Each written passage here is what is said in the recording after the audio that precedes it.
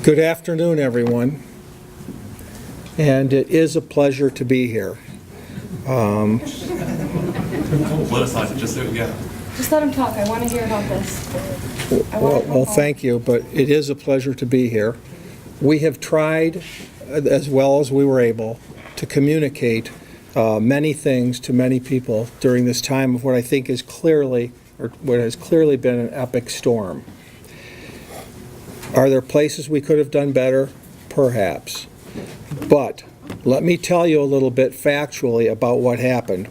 But before I do, I want to say what other people have said, and that is that while we can't truly understand your frustration, when I talk about that, I'm talking about those that don't still have power. We do understand the frustration of not having power, and it's very frustrating to us as well. And as long as I'm communicating to the press, I also want to say that we want to thank those customers for their patience that have been patient with the BWL during this time of, as I say, an epic storm. I have heard, and it's been very clear to me, that the communications could have been better. I know that all of you want to communicate with us, and you have a lot to say. And I can tell you, we have a lot we would like to communicate to you as well. And to that end, we have been trying to communicate as well as we could, and I'll talk to you a little later about some of the communications we have engaged in. But in addition, I want you to know that we do have systems that will be coming online. It's not going to work for the next week. We've been discussing these for the last few months in-house, and they're very complicated. They're going to probably take a year to get up. But we have heard from our customers. They want to communicate with us. We want to communicate with them. And better software is out there, and we are looking at that and will be employing that. I also want to thank everybody at the BWL who's been doing a heck of a lot of work during this period. Particularly, of course, the line workers, and I don't think any of you would have any disagreement with that. Just so you know how they work 16-hour days, sleep for 8 hours, work for 16 hours, sleep for 8 hours, and that goes on and will go on and on until every single customer is back up. So I want to thank those, but behind the line crews are many, many people at the BWL who are doing the exact same thing and have been working the exact same hours, and I want to say thanks to them. I told you this was an epic storm. One member of the press referred to it as the storm of the century. I don't know if I would go that far. But from a utility point of view, it was a very difficult storm, and we have to go back at least 50 years to find anything similar to it. And in fact, truly, have not found anything similar to it. This storm took out 40% of our system on Sunday. 40% of our entire distribution system went down on Sunday. And our crews, in a space of 4 days, brought back 90% of that outage. Now, I see people out there shaking their head. And I know, I said 90%. I didn't say 100%. If you're not in the 90%, you're not happy. I understand that. But nonetheless, 40% of our system went down on one day. And it didn't get warmer like the last storm in 85 or 88, and there was one in 75 or so, where all of that melts. Instead of melting, it got colder. Snow fell on it and made it more and more difficult. But I've got to go back to the same thing I said. 40%, almost half of our system went down on Sunday. To bring that back, 90% of that back in 4 days was a Herculean effort by the staff at the BWL, and I thank them. In fact, at this point, 92.5% of all those that went out have power. If you're in that 92.5%, you're happy. If you're in the 7.5%, you're not happy. But of all of our customers, 97% of our customers have power. We are proud of that. The good news I have for today, well, there's a couple of pieces of, I think, good news that I have today, is that after a lot of work, every one of our major circuits are back. Now, that might be a little bit, let me tell you about the meaning of what I mean by major circuits. In order to patrol those circuits, we need line crews. Those line crews have to be populated by crews of 3 people because they're involving primary wires. When we get off those big circuits, when we get off the major circuits, then we can break our crews down and bring more crews in from outside than we have already. So, I have more facts but before I get to that, I just want to say too, again, I know I've said it a few times, 40% of our system, yet we still have about 3,000 people that do not have power.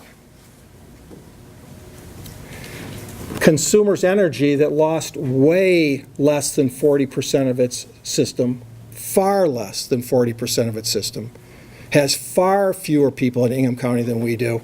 They still have 4,000 customers that are not up and running. And that's not to suggest that Consumers Energy doesn't do a fantastic job. They do a fantastic job. What I'm trying to point out is any utility, be it Consumers Energy or the Board of Water and Light, faced with these sorts of odds is not going to bring everybody back any more quickly than we have. Now, in the past, we have, well, I see someone rolling his eyes, and you're certainly welcome to roll your eyes. We don't care about the competition. Yeah, but don't post that you're gonna have our powers. We'll get to the Where are the numbers coming from if you're not if you don't have a way to track how many people are out? Where are you getting these numbers? Okay, well, we can talk about that a little bit later. Why don't we talk about it? But the point I'm trying to make, all of you are very upset. Some of you are upset. We understand the frustration. The point is, it's not a frustration born only at the Board of Water and Light. It's a frustration born by any utility that would be hit by this sort of a storm. And by the way, excuse me for interrupting, but somebody here even brought up consumers, and I've heard it online repeatedly. People have said, well, consumers does this, consumers does that. So I think it is interesting to hear a little bit about consumers comparatively. a lot more people on theirs too. So, East Lansing will move to consumers. well, thank you. You're welcome. Well, if you move to consumers, remember, at this very time, they have more people out than we do in Ingham County, and far fewer people in Ingham County. Okay, so I'm going to continue, though. Mr. Lark, No, ma'am. The city of East Lansing that will have power by Sunday night. No, ma'am. No, ma'am, but I could- I'd like to finish these remarks first. But, Mr. Bonero? No, that's all, you're fine. Last Sunday, our first priority was to get all of the lines. We had upwards of 500 lines down. We sent out spotters and people to take care of all of those, make sure everybody's safe, and make sure that nobody gets injured. So then, following that, what we had tried to do is bring up circuits, bring up major circuits. To bring up those major circuits, we need our crews intact, because we have to have 3 people in each crew. When we bring in other people, one of our 3-man crews has to depart from the 3-man crew and guide that other group to where they're going. It also might, although we did have optimum staffing levels at that time for us, I have to tell you that it would have been very difficult getting crews beyond what we did at that time anyway. Consumers Energy took up most all of the crews in the area, as well as contractor crews. But we had excellent cooperation from the MMEA, Michigan Municipal Electric Association, which, by the way, prior to my arrival at the BWL was not part of that. And at my instigation, we have in fact entered into agreements with Consumers Energy and those MMEA outfits, and they were able to provide us all of what we needed in the early going. So at that point, we were up to 12 crews. To get beyond that, we had to get beyond the 3 people needed for the getting back the circuits. The circuits have all been back now. We have upped to another 6 crew, and Consumers has freed 10 more. So we'll have 18 crew today, probably have 18 crew as I speak. We'll have another 10 coming in between now and probably the next 24 hours. So are you saying there was no point in more crews until you got circuits up? Who did you call that rejected, that said they were? Could he answer my question, please? Yeah, we're going to take press questions and then the public.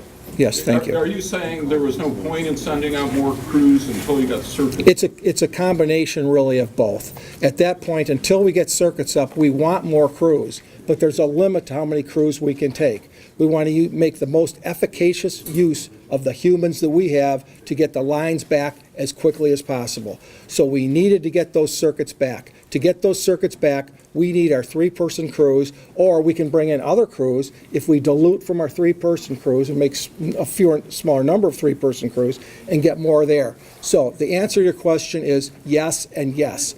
We had the optimum amount, but we would not have been able to get any more anyway. But we thought we had as many as we could reasonably control to get those circuits up and break our people down. As we've gotten the circuits back, now we can go to 2-man crews, break our 3 people up to 2 people, and use 2-man crews to continue the work. Other questions from the press? Is that how you're getting more of the crew numbers then, by going from 3 to 2? Yes. Okay. That doesn't mean we're not going to have any 3-man crews, because to be honest with you, and I didn't want to go into quite that great a detail, all of the circuits involve primary lines for which we need 3-man crews, and that are 3-person crews because we have women in the field as well. But what I wanted to say was that because of that, we can begin to break down to 3-person crews, but we still have some primary lines down. So those are going to require 3-person crews, and we will continue to use them. But because all of the major circuits are back up, we can afford to bleed off and go into 2-person crews, which in fact we have done the last day or two, and which we are going to continue to do. How many are focused in East Lansing or Delta or some of the surrounding areas? And is it more concentrated in certain areas than others? Well, I have only a vague answer to that, in that right now, as I'm told, we have, let me double check, we have 4 crews in East Lansing, or about to be, is that correct? So, we have 4 line crews and additional crews, spotters, ESWs, trimmers. So when I talk about crews, I'm not talking about it in sometimes the same way you may be talking about it. When I say there's a crew somewhere, that doesn't mean there's 1 truck. It means there's 1 line crew with support staff. But those 4 are specifically line. There are 4 line and assorted others. I would say there's probably another 5 crew. They got spotters and tree trimmers. Maybe another 5 in East Lansing. Maybe another 5. You know, we're standing here, we'd have to make a call to tell you what it really is. But it's approximately 9 crews moving in East Lansing right now. What's ESW? Emergency service workers. There's a lot of speculation. Well, let's stick with the press first. There's a lot of speculation as to how many workers you guys actually have working from in and out of state. Do you have an approximate number as to how many people are actually working for BWL, both in and out of state? I don't have an exact number, though I'll ask these guys in a minute, but almost all of our employees that are working are from in-state, with the exception of tree trimmers, like Wright Tree Trimming Service. We've brought some of them in from Indiana. So you don't have an approximate number as to how many actual workers you guys have here trying to restore power? Well, yes. The number of people we have here trying to restore power is 44 out there today, with an additional 44 crews out there today, with an additional 10 crews as they become freed up, starting right now, actually starting probably an hour or 2 ago. And that you mentioned was 44 total crews and 10 additional line crews coming in. Correct. Okay. And there are going to be additional tree trimming crews as well. Can we break the outages by location? Are there any other questions from the press before we go to the public? Actually, I have a couple. What role did tree trimming play in the amount of lines that have gone down?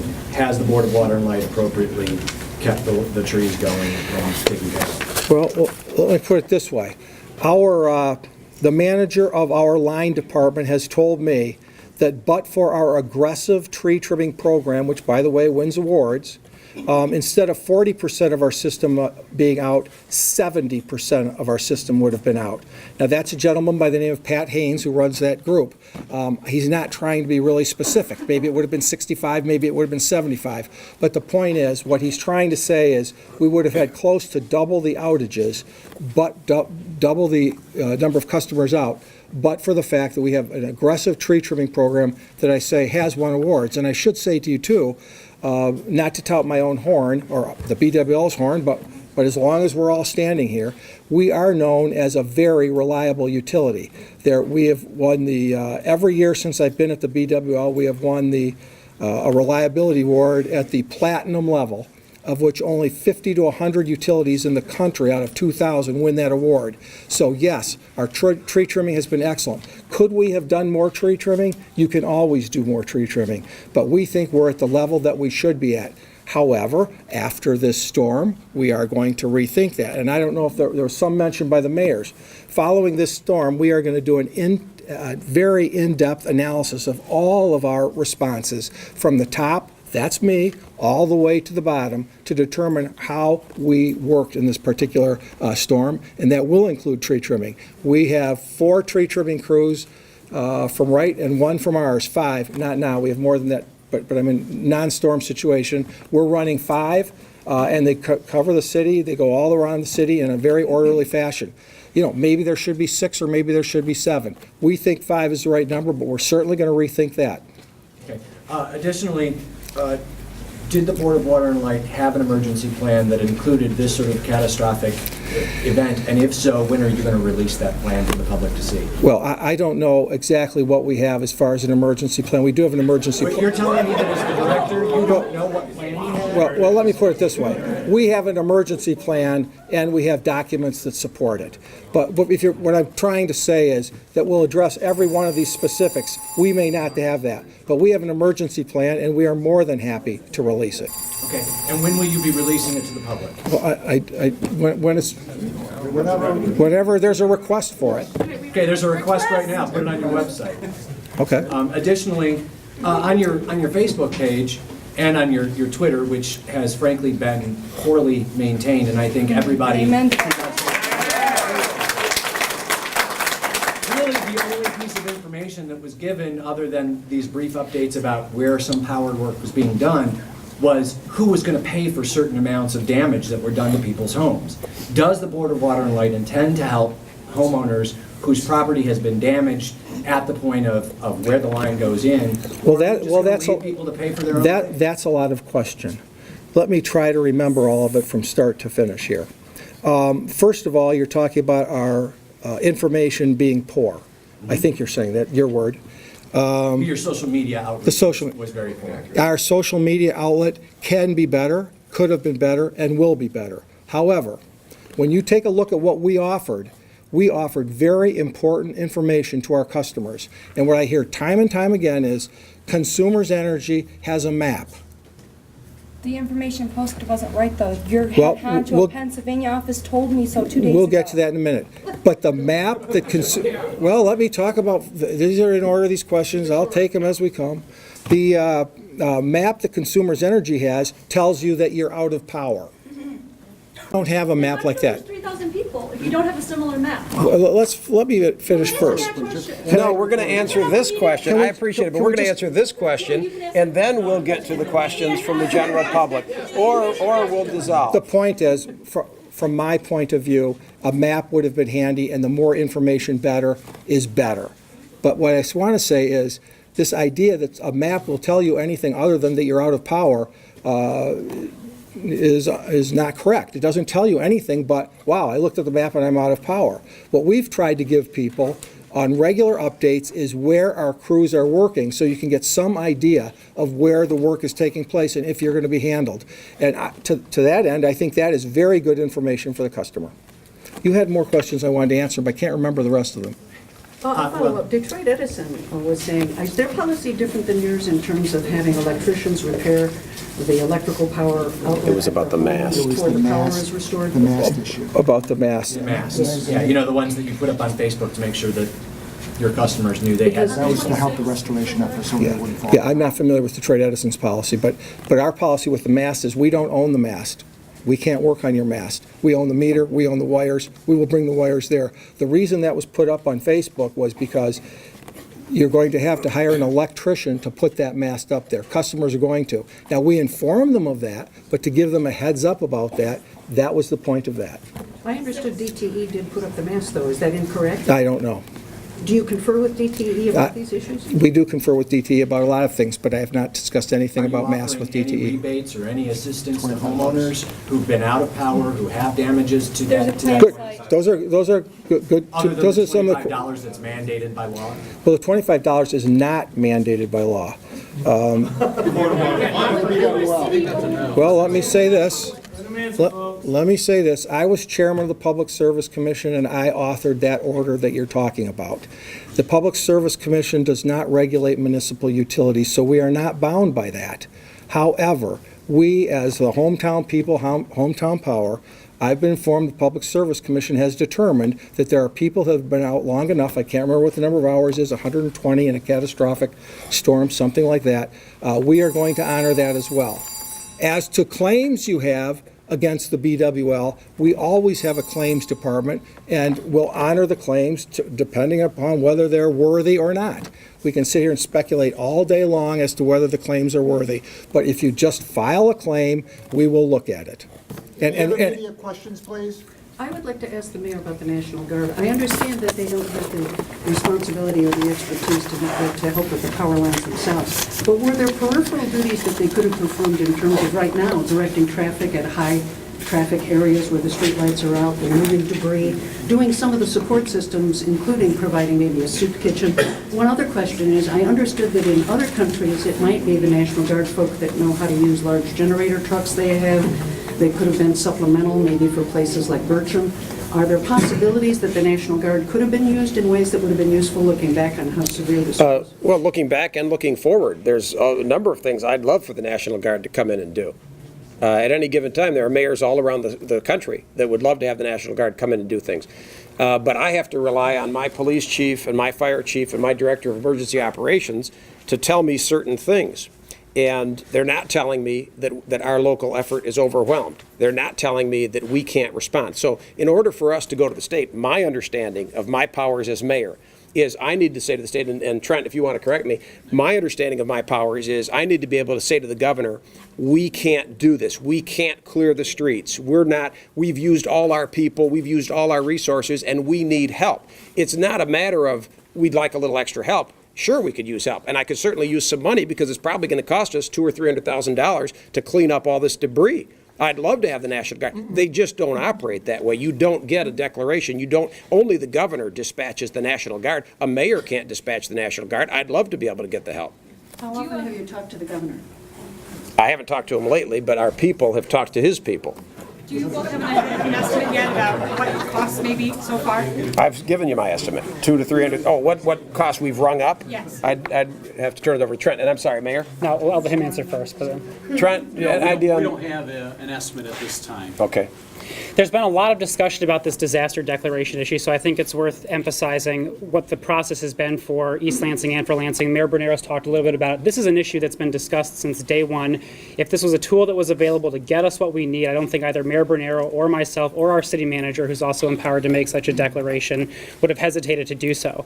And I can understand why people, having seen how it's worked in other disasters of a different nature, would think that this is something that's workable. But the bottom line is, after talking about this day after day, checking in with state authorities, it's the wrong tool for the job. It doesn't give us access to the resources we need.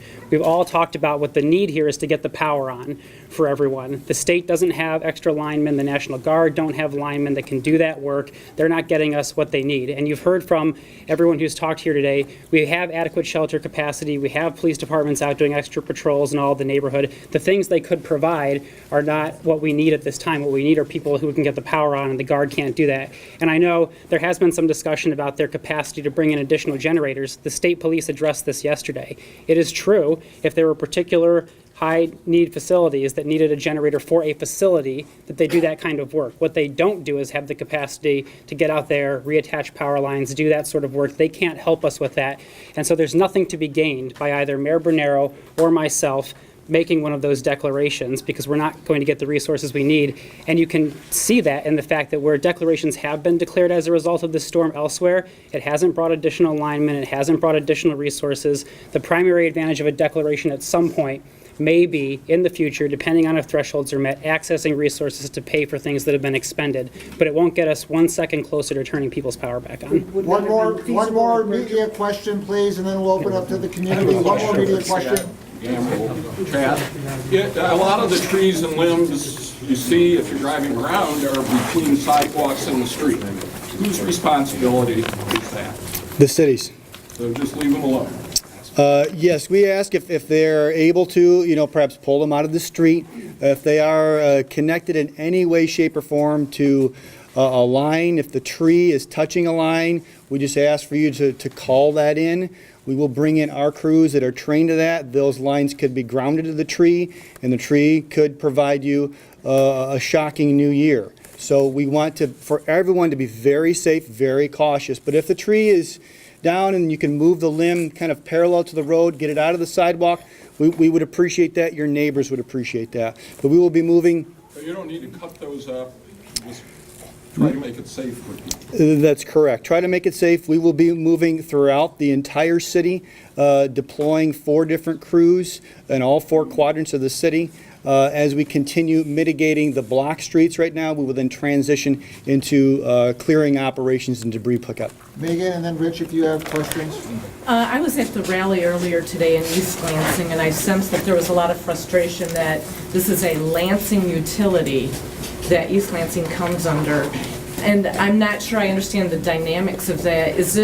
Are there any East Lansing members on the commission for the BWL, or would it make sense to have East Lansing represented? Well, it certainly wouldn't bother me a bit. Our charter requires that what the board looks like, and some of those commissioners are here, and thank you, Chairperson Zirkle, and we have Cynthia Ward and Marge Bosenberry, and Tracy Thomas, of course, from the Board of Water and Light. But yeah, our charter provides that there are 8 commissioners appointed by the mayor, approved by the council, 4 of whom are by ward of the city and 4 of whom are at large in the city. So I want to just dumb this down a little bit. I want to know then, for me, going on day 7, I haven't seen any major intersection by me or anything in my neighborhood posted and or any trucks. Am I just supposed to sit around and wait and keep waiting? Well, in answer to your question, I would have to talk to the directors of that for me. No, it's not Dream On. No, I said Green Lawn. Green Lawn. Green Lawn Street. Cedar in South Washington. Well, first of all, let me say this. Just let me say this to all of you. I'm going to take all the questions you've got, but I'm not going to leave here until every one of you has a chance to communicate with me and talk about where you are and all that. And we'll take those down, and I'm sure there is some plan for that. We know where we are now. We know where we're going next, and we don't have it printed as to where we're going the next step, but we can give you a better idea of that. Can you just give us the numbers between East Lansing, your various groups of how many outages there are? As to how many outages are in East Lansing, I've not looked at that, but let me see what I can get for you. No. Well, let's take a look. Do you, Dave or Lynn, have an estimate as to number of Lansing versus East Lansing outages? Why not? Well, because the answer to why not is because we try to take care of the largest circuits first. The location doesn't mean as much to us as where we get the most people back at one time. So that listing on the website is the largest circuit, and then in priority order? Well, I'd like to say yes to your answer, but it's like the question about, I don't have an answer to everything because, yes, basically you're correct. But you're going to find some place where we've already left another circuit, and then someone had to come back and put, a new pole in. So maybe that's where they're working down, and that's a smaller circuit. So the ones that we published can't necessarily be the biggest to the smallest. Okay, I appreciate the hands, I really do. Training more crews though, winter just started. Will there be more crews being trained? Sir, I appreciate the folks that have their hands up, and I don't know in what order. I'm going to try this lady in the glasses. I think it's fair to say that there's been a concern about the quality of information coming towards the customers and whether or not it's reliable. And pointing to 2 instances today at the press conference when there was a question about a light at an intersection and where those lights were, where I believe a resident had to provide that information. A second instance is I'm a resident of East Lansing, and my government has now set up, or is trying to collect addresses. Where is the power now? And they said, telling me that they're relaying that information to Board of Water and Light.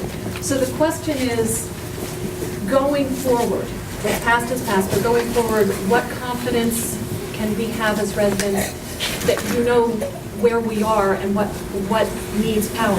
Okay. Because it doesn't seem quite apparent. That's a good question. And the answer to that is a little bit detailed, but here it goes. We use the same system that consumers